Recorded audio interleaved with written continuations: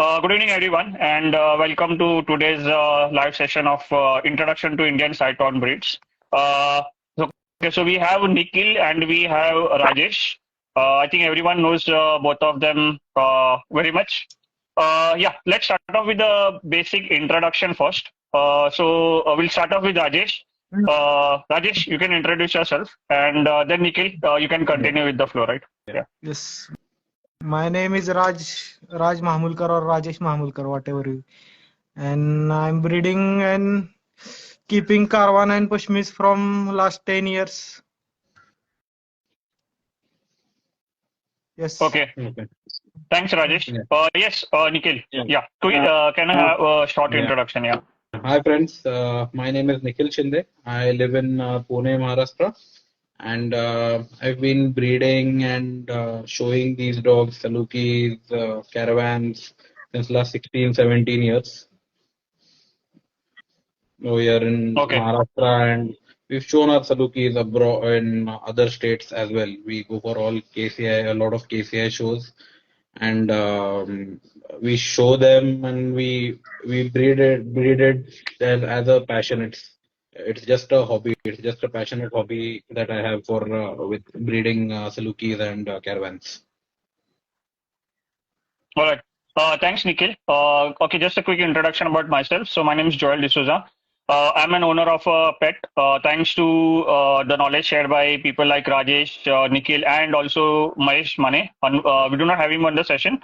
But I do have my pet, which is call it a Saluki or call it a Pashmi. It came from Mahesh, and these guys have been, guiding quite a lot of newcomers, and at the same time, they also been sharing their knowledge, which has been very much helpful. Once again, let's take this opportunity to thank all of the members who have also joined in for this particular session.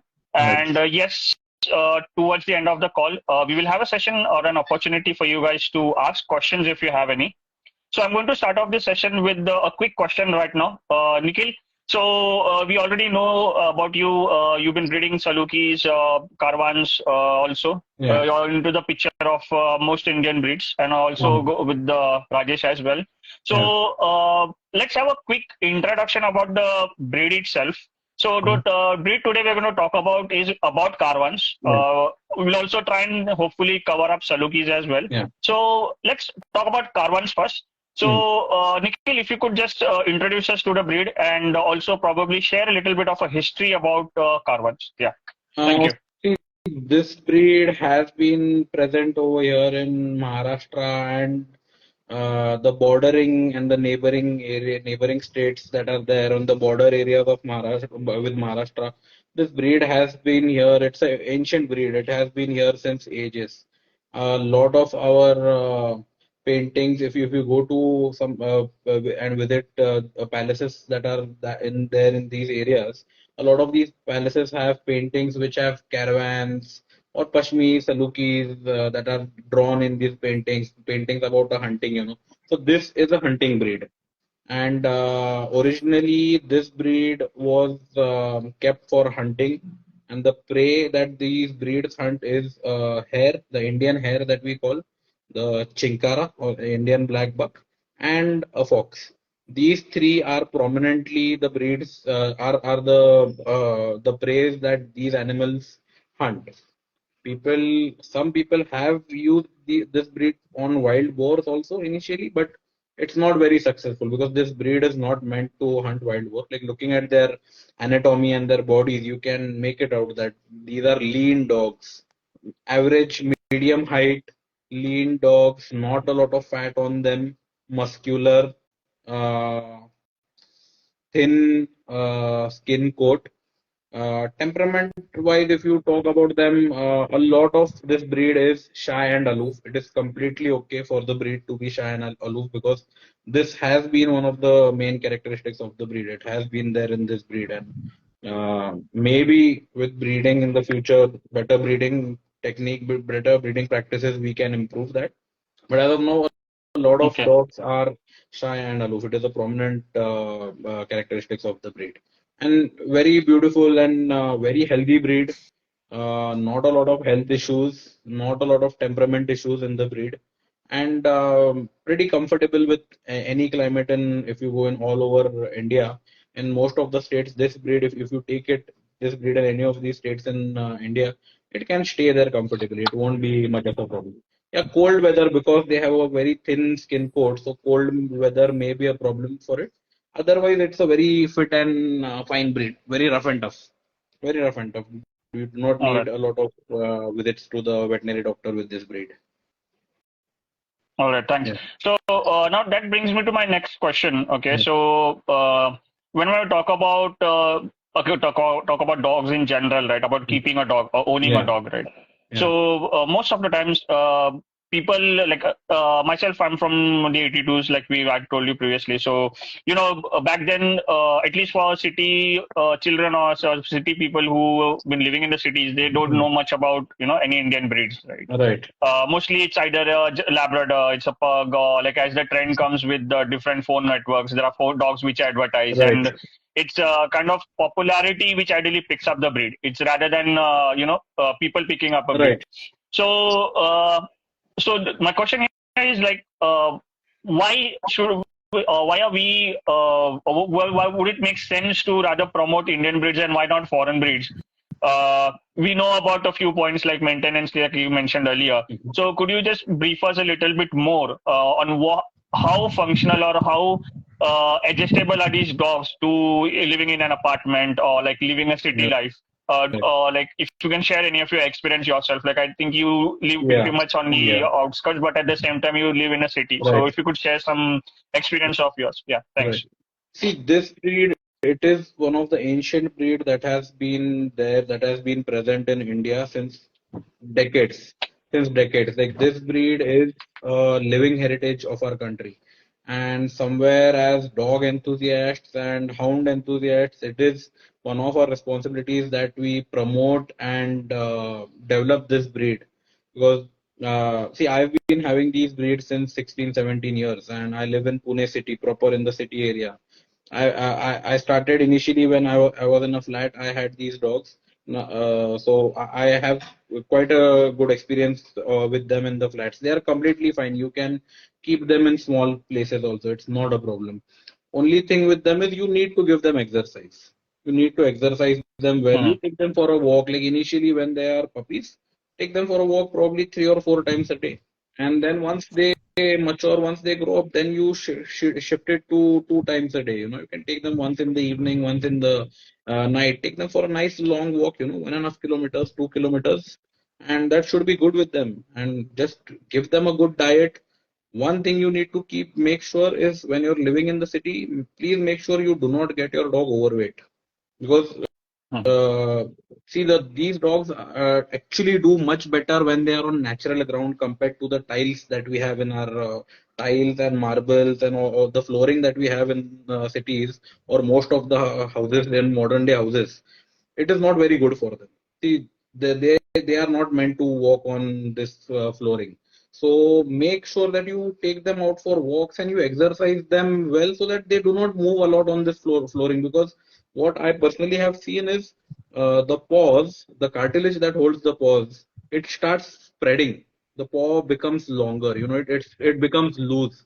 Because see, naturally the dog, because it is a smooth surface, so naturally the body adapts and it makes the surface area of the paw bigger so that it adjusts to the slippery flooring. So please avoid them walking and running in the flats. I do not say keep them tied in the flats, but you make sure that you exercise them very well outside. Yeah, do not keep them tied in Yes. your flat. They'll get used to. They'll be Okay. using one corner. They'll sit and do this, but mostly take them out for walks. Give them a nice, good walk twice a day, and they should be good. It won't be a problem. And health-wise, if you see very healthy breed, Hmm. rather than the yearly vaccinations, I personally do not remember going to the vet for anything critical or something like that. That is really I have to Okay. do a lot of visits to the vet with these dogs or something. Absolutely nothing like that. Very healthy breed, rough and tough, good with the climate, good with the monsoon, good with the winters over here in India. So not a problem. Very healthy breed, and very cost effective also. Like compared to the other breeds, this breed eats less. The maintenance cost is low. They do not need any fancy grooming products or skin coat conditioners and all these things. You do not need that. It's very cost effective also, and you do not have wet bills like only yearly vaccinations most of the time and regular deworming. Rather than that, Okay. you do not have a lot of bills with this dogs. So like the less wet bills, the less trauma for the dog and the owner. Keeps the dog Yes, and very the much owner right. both of them mentally and physically healthy.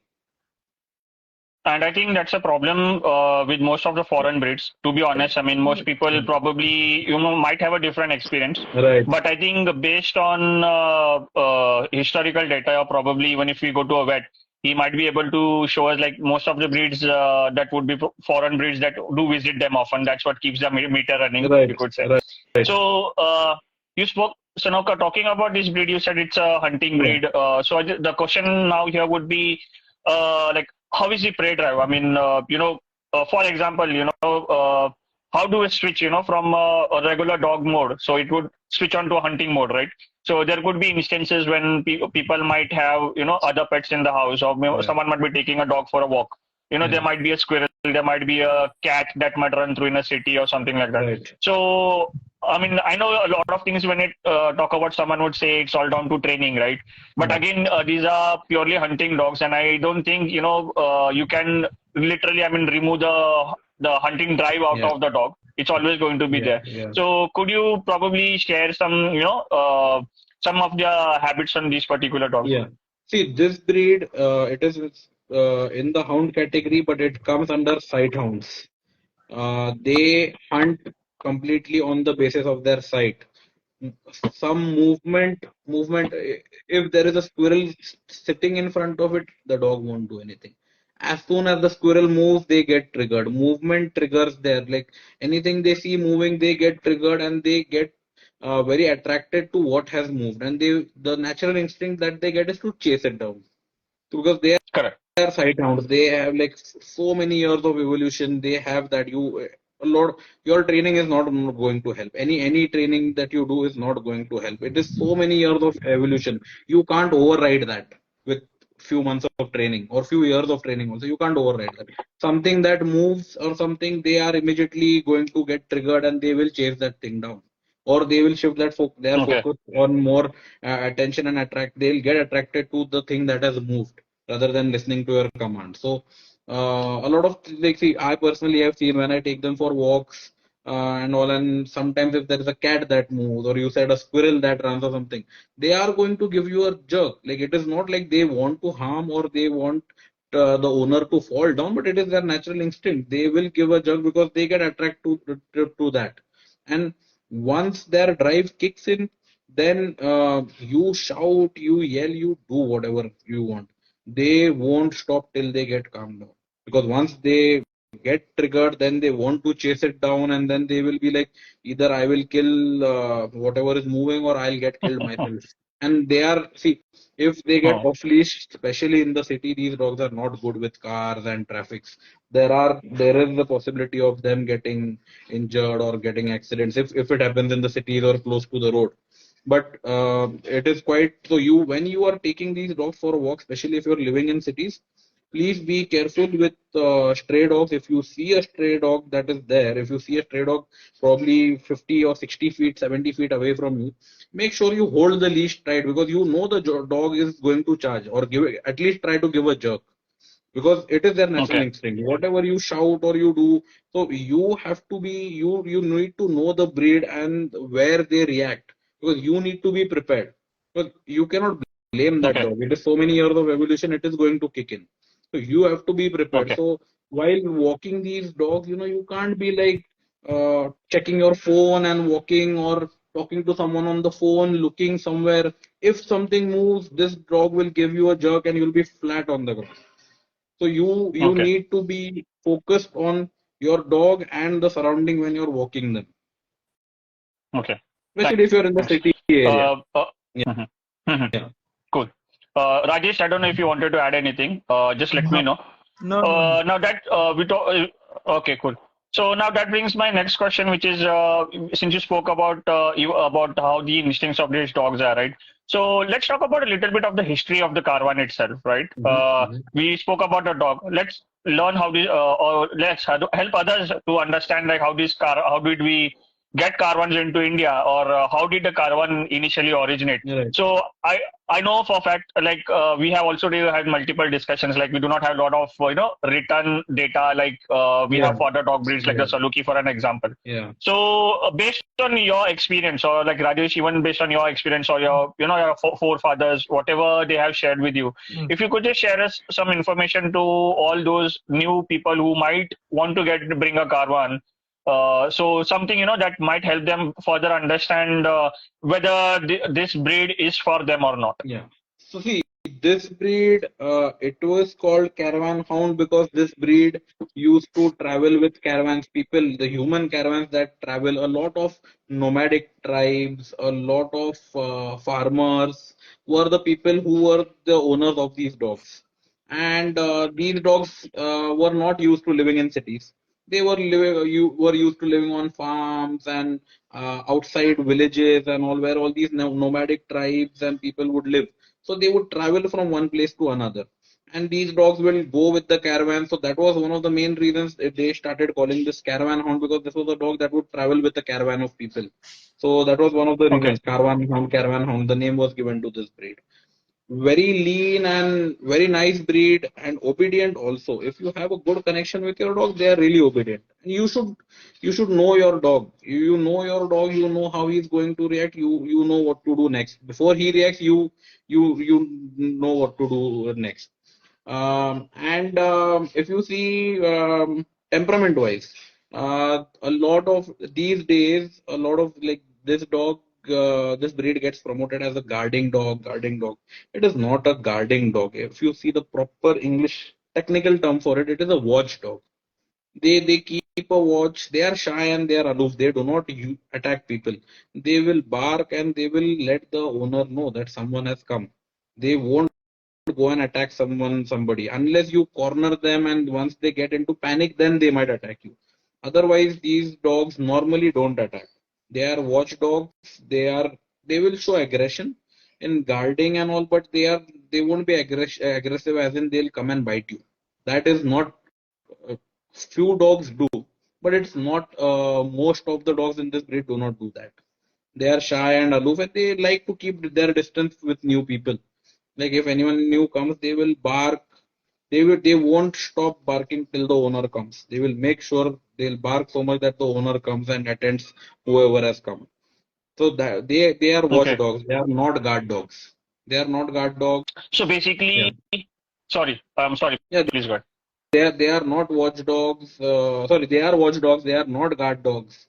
Um, I think the Indian army also tried with mother hounds, taking them in the army and training them and all. I do not know how successful they were, but see, whatever you train these dogs, if you for scent, I think for bomb detection or drugs detection, these are not scent hounds. These are sight hounds. They might be doing their job, but the thing is, if anything moves or some noise comes, they are very sensitive to movement and to noise. They get very alert. With something moves, they immediately pick their ears up and they want to know what sound and which direction. So these dogs are not very focused on other things. Once something moves or something, their drive kicks in, their natural hunting drive kicks in, and then they are focused on that Okay. hunting only. Then they want to get it down, because it is so many years of evolution that has made this breed. Okay. Yeah. So basically, what I understand as per what you described about them, they are basically the purpose would be to serve more of as a warning signal. Obviously, Yeah. these dogs are not meant to be guard dogs or like protection dogs. Like we have breeds like the Malinois, the Doberman, the Yeah, Rottweiler, yeah, because yeah. these were the dogs which were bred That for a level of particular guarding you purpose. cannot expect from caravan hounds. No.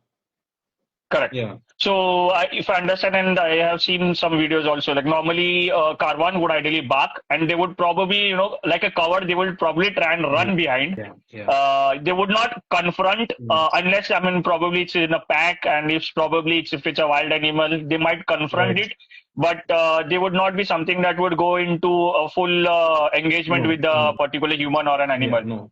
It's subjective, I mean, whether it's their prey or whether it's a predator. Yeah, Okay. yeah. All right. Thanks, Nikhil, for clarifying that. So now, moving on to my next question. I think there might be people who in the city who might want to have this dog. Mhm. So I'm not sure if anyone is on this group who are or on this conversation right now who probably plans to get one. So what would be your recommendations to or what would you suggest, Nikhil? I mean, Uh, is it a right breed for a city, or maybe if you talk about even like someone who wants to own a farm? So, do you think that's the right breed for them? Yeah, it is. It is a very good breed. No problem at all. It is a very good breed to live in. See, initially this breed, because see the name caravan hound, it would travel with caravans from one place to another. So these dogs have a great sense of adjustability. They adjust very well. Okay, you need to know your dog, and you need to know the surrounding. And you do not keep like you do not expect out of the world things for them. Okay, out of the way they are, because they are going to do what they are made to do. So for city life, All right. health wise, no problems. Temperament wise, no problems. Yes, because of the shyness, like see, a lot of city people expect their pets to be like Labradors and Retrievers. Like everyone who comes, they would want their dog to go and wag their tails and greet them. This breed won't. Okay, this breed will stay away. They are going to be aloof. They will bark and this thing. But then once they know that okay, they are my owner's friend or they are my owner's guests, they will sit quietly in one corner, but they will maintain their distance with new people.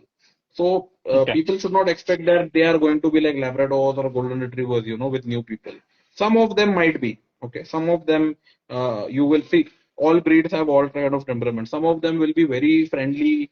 Some of them are going to be shy and aloof, and some of them can be aggressive also. It purely depends on Hmm. lines and breedings and all. Otherwise, health issues, no problem. No health issues with the breed. Very, very healthy breed, very rough and tough breed. And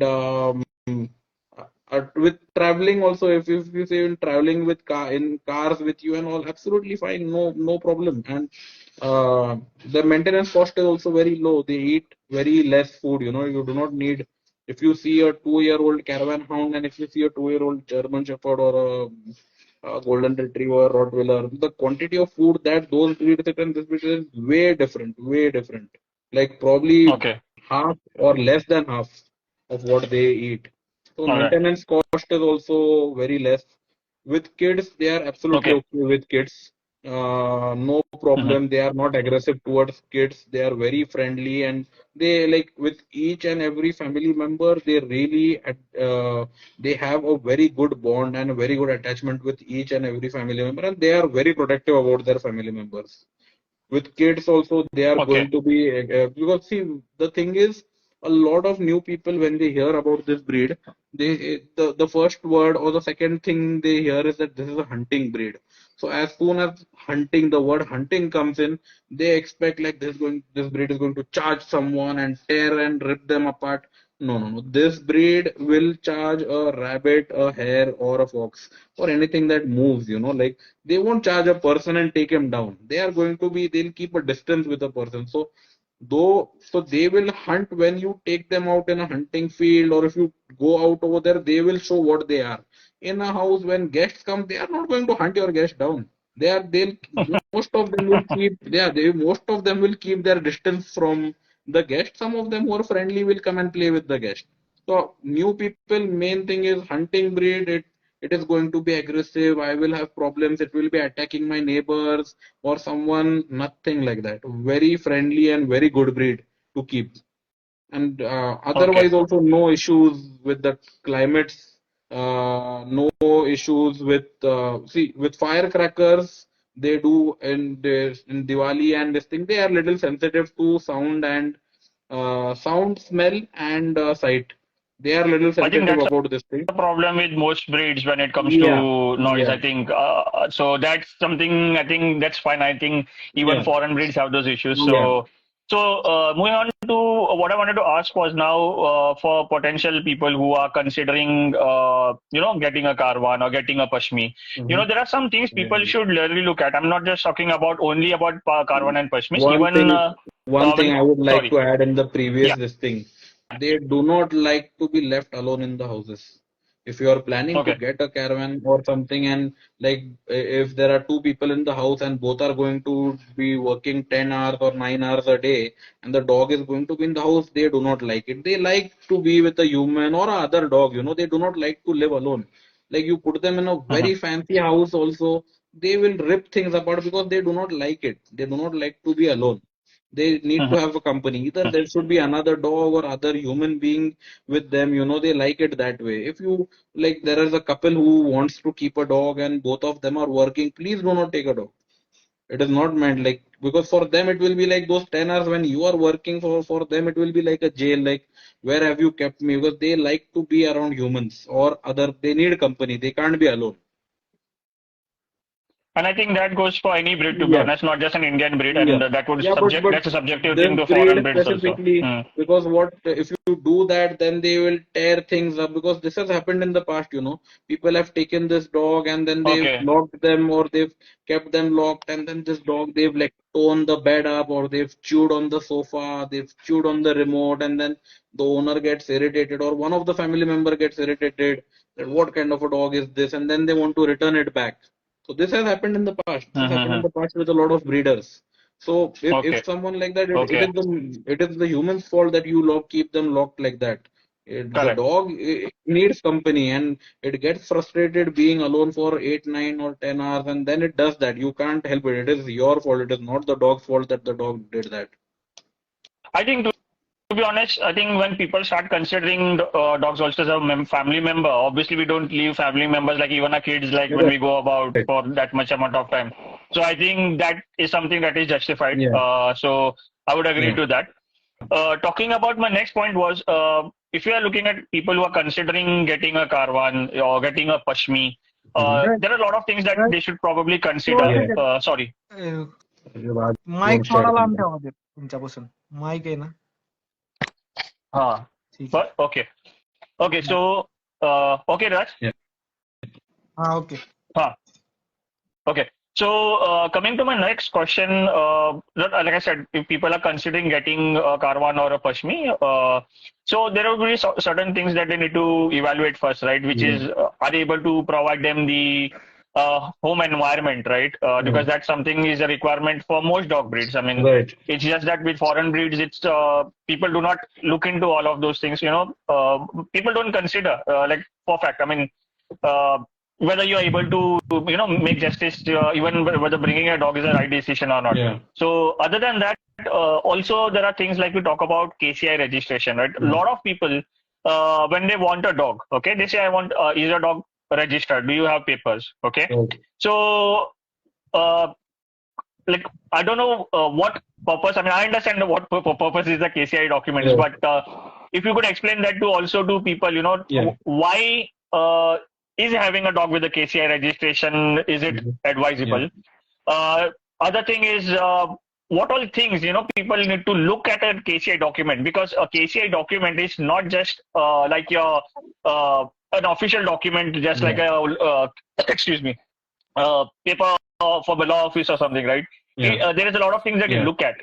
So I don't know if you have one in front of you. If not, that's fine. But Yeah. if you could explain, like why having a dog with a KCI registration, is it beneficial, or and what do we ideally look at in a KCI document? Yeah. Because I don't know whether people really look at to understand anything, because there's a microchip number. Which usually be the chip that Right. should be in the dog as well. Right. Probably people don't even know that. Some people might not know that. Right. Other than that, people don't even know probably to read the history, to read the lineage of the dog. Right. It's probably Right. the dam, the sire, the great grandfather. Right. So could you shed some light on Yeah. that, please? Yeah. Thanks. See, the KCI registration certificate that you get with the dog, it has the KCI dog registration number. It has the pedigree of the dog, that is the ancestry printed. Okay, like let's just say the breeder says like, oh, this dog is his son and this is his grandfather. But if it's not printed, then you cannot believe that. You have something proof written and printed on a paper. And the main thing, one more important thing it has is the microchip number. So when you get a dog which has a KCI registration, along with the registration certificate, there is a microchip that comes. And I would like whoever takes the KCI registered dogs and microchip, a lot of owners don't even inject the microchip. Like you need to go to a vet and get it injected. But please get it injected if there is a issue where the dog runs away or it got stolen. Okay, just say it got stolen, and someone has caught the dog, and probably the dog has been living with that person for a year or something, and then you finally find the dog. Then you go and then you say it is your dog. How do you prove it is your dog? How do you prove it is your dog? So the thing is, because of the microchip, so this microchip it can be detected and read with any microchip reader that is available with most of the vets all over India. A lot of veterinary, most of the veterinary doctors have a microchip reader. So you can scan it, and of course, if that microchip number matches with the microchip number on your registration number, registration certificate, of course, it is your dog. It is like the cars that we have. Cars and bikes have a chassis number, right? So microchip gets injected near the shoulder, mostly near the shoulder. So you can scan it, and you have to prove that it is your dog. One is like proof of ownership. The registration certificate is mostly used for proof of ownership. Second thing is the ancestry, the pedigree that is has printed on it. One more thing is you need. I would suggest people take dogs which are KCI registered, because also if you want people want their dogs, their pet dogs to get bred, because it is a natural thing that every life goes through. So people expect that, okay, if I have a dog, if I have a male dog, maybe he should mate at least once in his life, or if it is female, maybe she should have a litter at least once in his life, once in her life. So if you want to have litters, and if you want, this is very important because it will continue the name of your dog on paper. And like the new people who want, like, because everyone needs KCI registered dogs. If even one of the parent is not KCI registered, then the litter can't get registered with the KCI. For the litter to get registered, both the parents need to have KCI registration. So these are Okay. the main Thanks. things. And then you of course have the name of the breeder who has bred the dog, and also you can if you want to contact or something, you have a proof, like who you have taken the dog from, who is the owner of the dog right now, what is the microchip. So it is a lot with ownership of the dog and continuing everything in black and white, on paper. It is not like I have told him with my that whatever I've told it is you need to, or the person needs to believe it. It is everything is printed black and white, that this is the pedigree, this from this ancestry, this dog comes out of this ancestry, this is the registration number, and this is microchip number. Everything black and white. So I Okay. would suggest people that please go for KCI or any other clubs. There are a lot of clubs in India. You can go for any of the clubs, but go for a dog that is registered so that you have a certificate for the dog. If people want to travel abroad, people want to migrate abroad, this certificate is going to be very important for you, because when you're traveling into a new country, you need to have something in black and white about your dog as well, right? You have your passport, you have your Aadhaar card. What about the dog? Mhm. Okay. Yeah, so Understood. especially people, if Cool. you take it and for traveling abroad in other countries and all, you need to have the certificate. It is going to be very helpful. So, new buyers, especially, please buy dogs that are registered with the Kennel Club of India or the other clubs. There are a lot of clubs in India. Please buy registered dogs. Okay. Yeah. Now, coming to the next point, since we spoke about Mhm. parents, like advisors for Yeah. them, right? Now we'll talk about some things about breeders as well, right?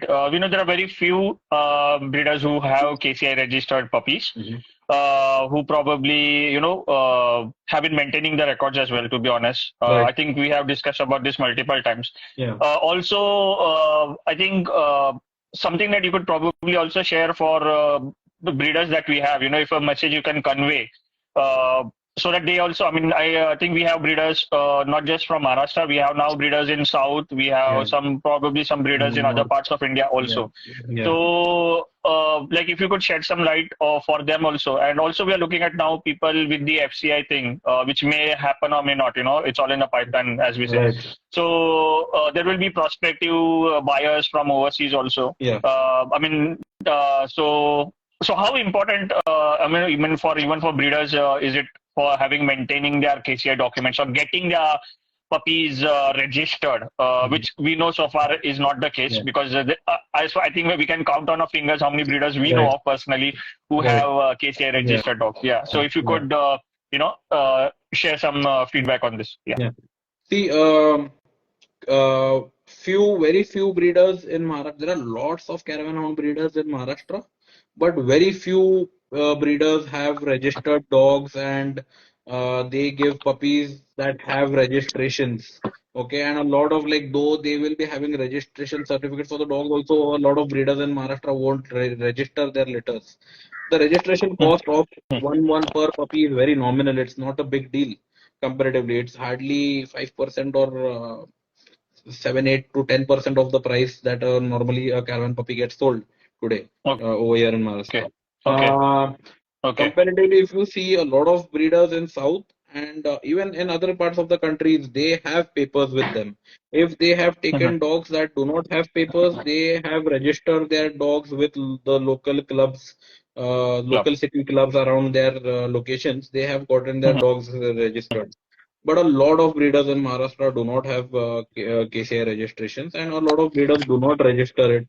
I would request a lot of the breeders that please, every litter you have, please register it, so that there is a written proof of the breeding of the dog, and it stays, right? Because it is written and it is printed, it is going to stay. Whatever like you say or you tell someone, that is just a verbal thing. It is not going to stay. Like, but if